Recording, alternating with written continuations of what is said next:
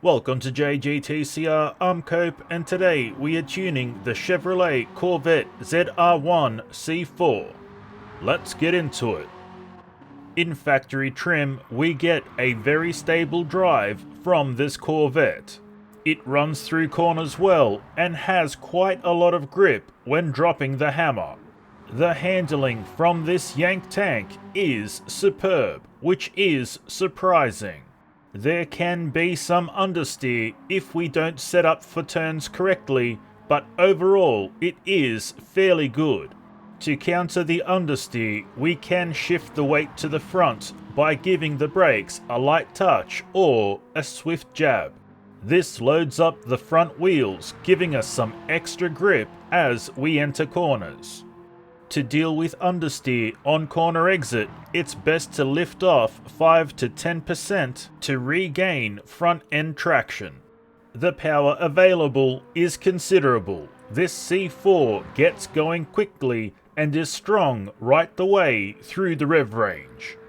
The power delivery is awesome. There is hardly any wheel spin even if we are being heavy-handed. The brakes work well, although they can be a touch spongy, but this does not affect our drive. Let's collect our time.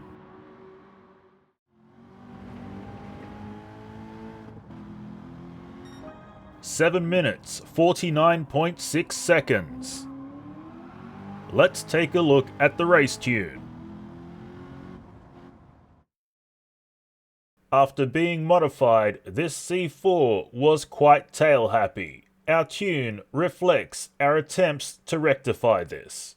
The key players in achieving this were the softer suspension at the rear, reduced acceleration sensitivity in the differential, and ballast of 80 kilos at a ballast positioning of 24. Let's see how it performs on the Nürburgring. To be honest, we expected much worse from this ZR-1. It's surprising how well it behaves when completely modified and tuned. It was assumed that this would be a tank that we needed to wrestle with, but it is more agile than we could have ever thought. The handling is incredible. It is astonishingly attentive and responds instantly to any turning inputs. When we start to push hard, the steering can be impacted by some mild understeer. However, it is extremely easy to see that this is purely because the rear tires have hooked and we are gaining ground. The power we have at our disposal is rather high, but getting that power to the ground is incredibly easy. The power delivery can be aggressive if we are overworking the car, but in most cases it comes on strong without being overwhelming. The brakes are great. They do as intended and leave us enough wiggle room for adjustment and movement on circuit, even at 80 to 90% braking. Let's collect our time. 6 minutes, 10.6 seconds.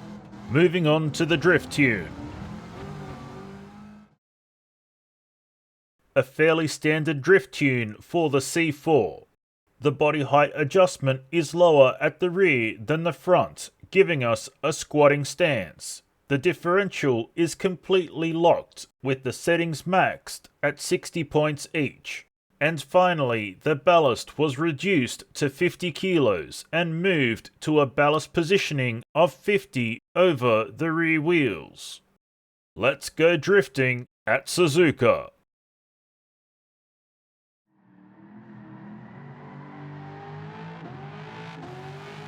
As a drift car, this C4 is easy to maneuver on track and responds well to our inputs most of the time. But it does have some limitations. The handling is spot on for this application. It moves well when commanded to and does not fight us at all. The steering works well, though it does feel a touch lazy. That being said, it is very solid. The power available is quite reasonable and spins the wheels well in the lower gears. However, it can struggle in 4th and 5th if we do not change into these gears aggressively. The power delivery is nice and smooth, with no heavy tail snaps to contend with. Overall, the C4 is a very reasonable drift car, with nothing in the way of aggression. This makes it a good starting point for those wanting to learn how to drift. And now it's time for an engine swap.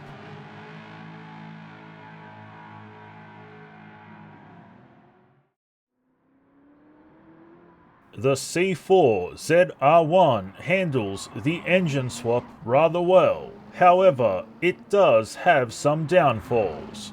Namely, it does not like to be unsettled at all.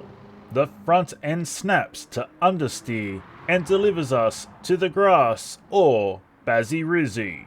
This can be infuriating as it can happen for almost any reason. The handling works well when we have grip and even when we are sliding, but where the danger lies is the transition between the two states. Again, the counter to the understeer is to dab the brakes as we enter the corner. This loads up the front suspension to maintain tracking up front. The power available is plentiful and delivery of that power is harsh. It's best to stay in higher gears to maintain traction. That being said, all gears light up the tail end. 3rd through to 5th gear is where we will spend most of our time. The only reason to drop below 3rd is to get some extra rotation during turns. The brakes do a decent job of slowing us down, but it can be deceptive how long it takes to slow down from high speeds. Let's collect our time.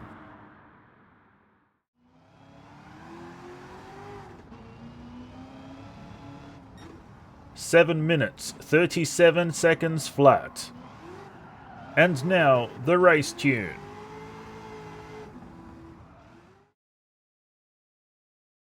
The race tune for the engine-swapped C4 had to deal with both oversteer and understeer issues. Our body height adjustment is tilted forward to help with the understeer, while the oversteer has differential settings and ballast helping it stay in check. Our suspension settings try to find some common ground between the oversteer and understeer, but ended up leaning towards a softer front end to help with understeer. Let's test it out on the Nürburgring. The engine-swapped C4 is an absolute monster to wrangle to the ground. Never underestimate this vehicle's ability to throw a snap-kick drift to the side of our heads. This Corvette loves the high revs, but it also likes wheel spinning from 2000 RPM onwards. There is a thin red line we must dance upon to keep this vehicle moving fast while still being in control.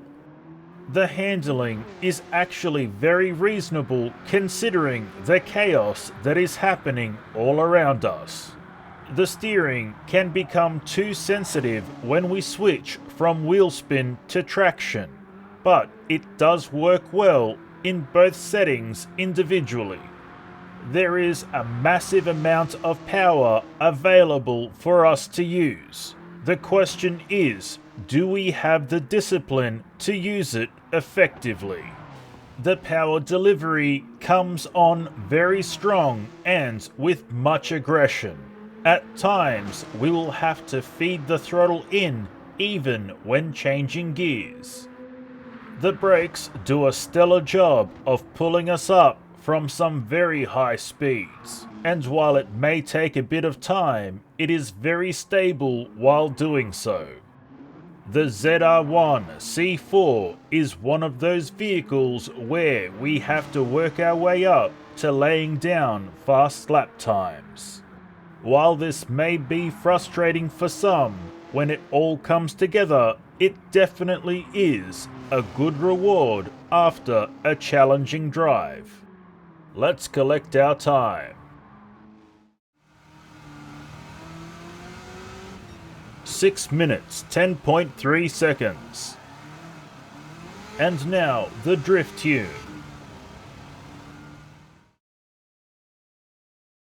The C4 with the engine swap only needed some minor tuning to drift well. The only changes made were to the body height adjustment, making the rear lower than the front, giving us a squatting stance, and of course we changed our tyres to comfort hards. Let's drift Suzuka. So far, it seems that Corvettes are destined to be great drift cars. They naturally and effortlessly adapt to drift. The handling is superb. The front end easily catches our drift as we throw it into turns and switch directions mid-drift. There is a slight clunk as the weight shifts over the front end.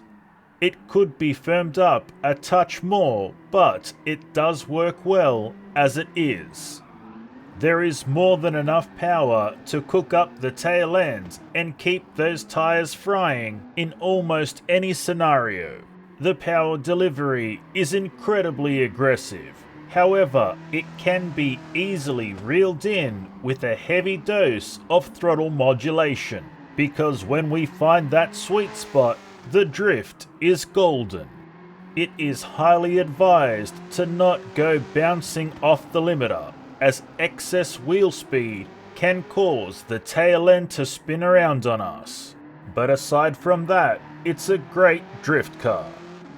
And that's all we have for you today, so until next time, keep racing!